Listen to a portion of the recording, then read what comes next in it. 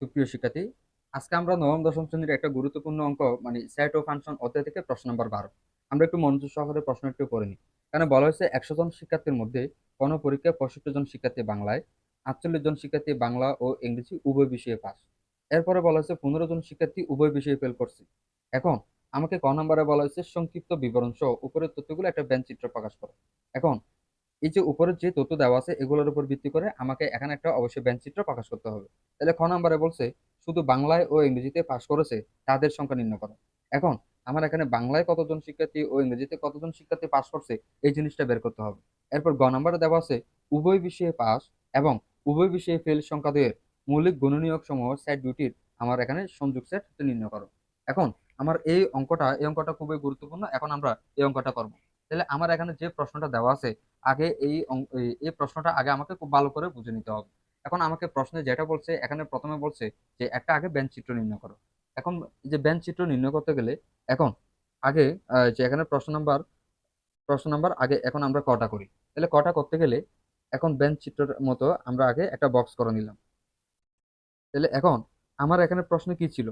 এখানে প্রশ্ন ছিল হচ্ছে বাংলা এবং ইংরেজি। তাহলে বাংলাতে কতজন পাস করলো এবং ইংরেজিতে কতজন পাস করলো। তাহলে আমার এখানে টোটাল সাবজেক্ট কয়টা?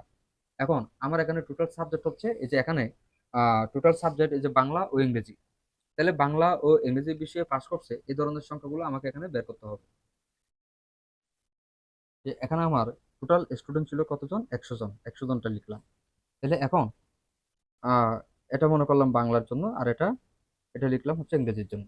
তাহলে আমার এখানে প্রশ্ন বলছে 100 জন শিক্ষার্থীর মধ্যে 65 জন শিক্ষার্থী বাংলায়।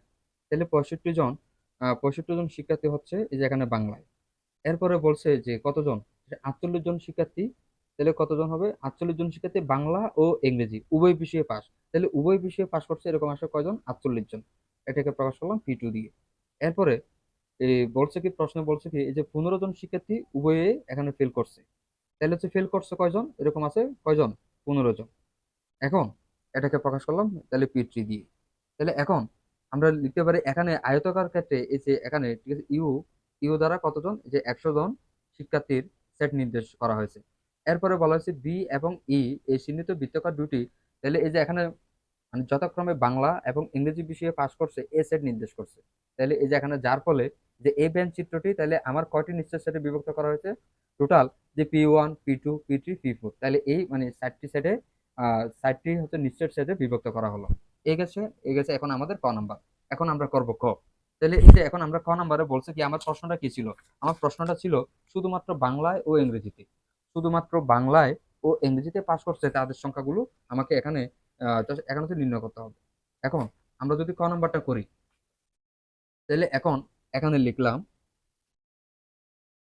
এখানে, তাহলে P2 ইকুয়াল, এখন যে এখানে দেওয়া আছে উভয় বিষয়ে পাস শিক্ষার্থী সেট এবং এর মানে সদস্য সংখ্যা এখানে লিখতে পারি উভয় বিষয়ে উভয় বিষয়ে পাস এবং শিক্ষার্থীদের উভয় বিষয়ে পাস শিক্ষার্থীদের সেট এবং এর এর সদস্য সংখ্যা সদস্য সংখ্যা এর সদস্য সংখ্যা লিখলাম। এখন তাহলে আমার এখানে যে উভয় বিষয়ে পাস করছে এরকম সংখ্যা কয়জন ছিল? 48। কতজন ছিল এর মধ্যে? ঠিক আছে, 48 জন ছিল। এখন এরপরে তাহলে আমরা এখন যদি P1 বের করি, P1 এ কত ছিল? বাংলা এবং P2। তাহলে এখন দেখা যাচ্ছে কি বাংলায় কতজন পাস করছিল? 65 জন। এরপরে এখান থেকে বাংলা ও হচ্ছে ইংরেজিতে পাস করছে এরকম সংখ্যা ছিল কয়জন? 48 জন। তাহলে 65 থেকে 48 চলে গেলে আর থাকে 17 জন। এবার আমরা বের করি,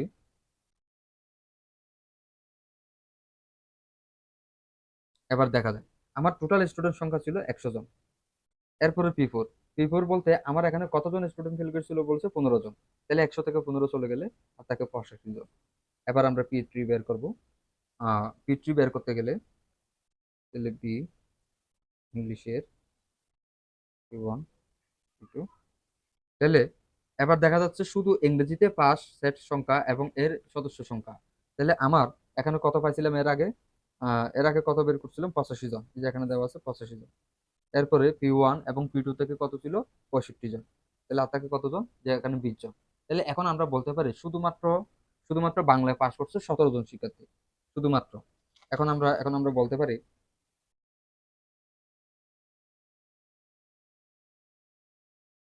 শুধুমাত্র বাংলায় পাশ করছিল কতজন? 17 জন। তাহলে এরপরে ইংরেজিতে পাশ করছে এখন কয়জন? এখানে 20 জন ইংরেজিতে পাশ করলো, ইংরেজিতে পাশ করলো 20 জন। তাহলে এটা আমার ক নাম্বারের উত্তর। এখন আমরা করব গ নাম্বারটা।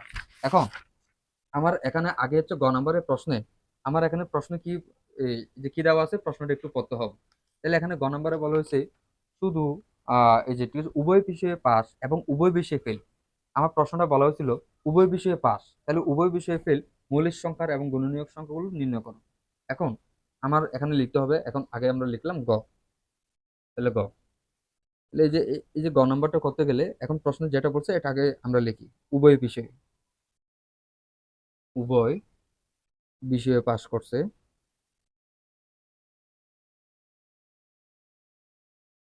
উভয় বিষয়ে পাস করছে 48 জন শিক্ষার্থী, 48 জন শিক্ষার্থী। আবার উভয় বিষয়ে ফেল করছে এরকম আছে 15 জন। উভয় বিষয়ে ফেল করছে 15 জন শিক্ষার্থী। তাহলে এখন আমরা ধরি, এখন আমাকে বলছে যে প্রশ্নে বলছিল যে উভয় বিষয়ে ফেল এই সংখ্যাদ্বয়ের মৌলিক গুণনীয়ক সেট, এই দুইটির সংযোগ সেট হচ্ছে নির্ণয় করো। তাহলে আমরা ধরলাম 48-এর মৌলিক মৌলিক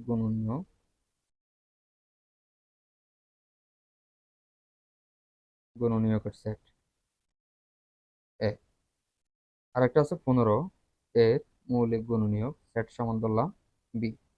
এখন 48 এর মৌলিক গুণনীয়ক সমূহ হলো, মৌলিক গুণনীয়ক সমূহ হলো কত? 2, 3। তার মানে সুতরাং এ সমান কত পাইলাম? গুণনীয়ক সংখ্যা 2 এবং 3। আচ্ছা, এখন একইভাবে হচ্ছে 15 এর মৌলিক,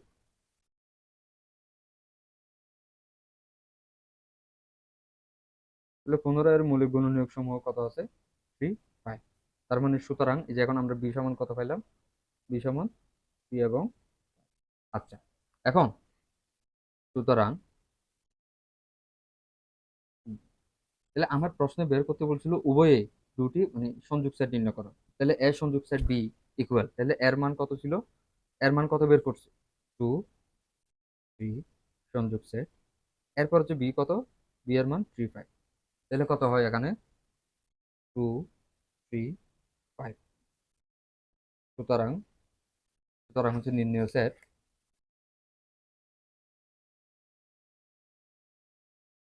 সুতরাং নির্ণয় সেট এ সংযোগ সেট বি ইকুয়াল 2, 3, 5, এটা আমাদের আনসার।